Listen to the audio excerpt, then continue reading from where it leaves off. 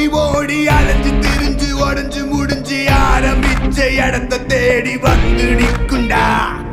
எல்லாம் முடிஞ்ச பின்ன எரிய போறோம் புதைய போற சொர்க்க நரகம் போனதுக்கு சாட்சி இல்லடா. இந்த நொடி இருக்க வாழ்ந்துக்கோ, நேரம் நல்லா இருந்த வாழ்ச்சிக்கோ.